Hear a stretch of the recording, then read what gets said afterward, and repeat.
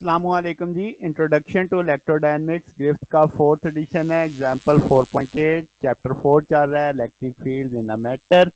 वो कहता है suppose the entire region below the plane Z0, यानी ये Z एक्सिस है, इसके नीचे ये जो आपको डार्क कलर में दिख रहा है, वो कहता है ये फील्ड है किससे, यूनिफॉर्म लीनियर डाइलेक्ट्रिक मटेरियल, जिसकी ससेप्टेबिलिटी दे दी है हमें। अब वो कहता है calculate the force on a point charge Q। ये जो Q है ये D डिस्टेंस की दूरी पे है अबव द ओरिजिन, ओरिजिन से। इस पे आपसे वो कह रहा है कि फोर्स बताएं जी ये पॉइंट चार्ज पे कितनी होगी।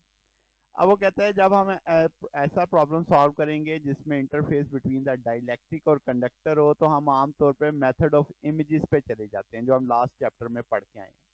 हम रिप्लेस करते हैं इफेक्ट ऑफ डाइलेक्ट्रिक को एक फिक्टिशियस चार्ज के साथ, जो बिल्कुल वही इफेक्ट पैदा करेगा जो ये डाइलेक्ट्रिक कर रहा है। फिर इन चार्जेस को चूज किया जाता है कि वो रिप्रोड्यूस करें correct boundary condition at the interface. तो लेट्स से हम जानते हैं जो टेंजेंशियल कंपोनेंट है इलेक्ट्रिक फील्ड का वो कंटिन्यूस होता है क्रॉस द बाउंड्री। हमने बाउंड्री कंडीशन में ये पढ़ा था। तो इसका मतलब डेल क्रॉस ई जीरो होता है, तो जितनी जो पैरेलल आपके पास कंपोनेंट है अबव और बिलो उसमें कोई चेंज नहीं आएगी, इक्वल टू जीरो, तो हम कहेंगे ये इक्वल आ जाएगा आपके पास। तो टेंजेंशियल कंपोनेंट जैसे मैंने कहा चेंज नहीं होगा।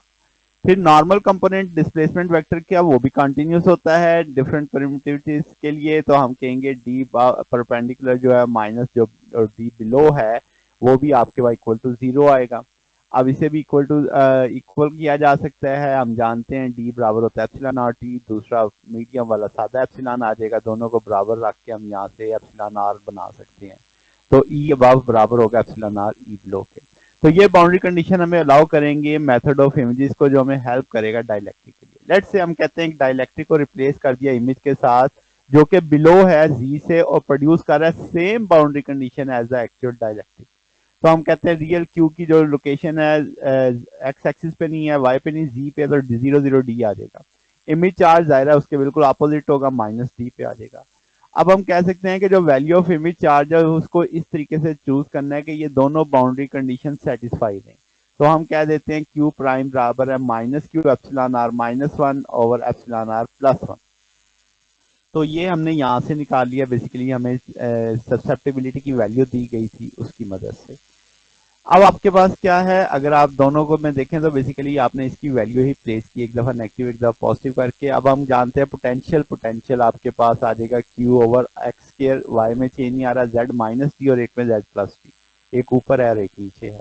फील्ड की बात करें तो क्यू ओवर आर आ जाएगा, 2D हो जाएगा दोनों इमेज चार्ज और रियल चार्ज के बीच की दूरी को।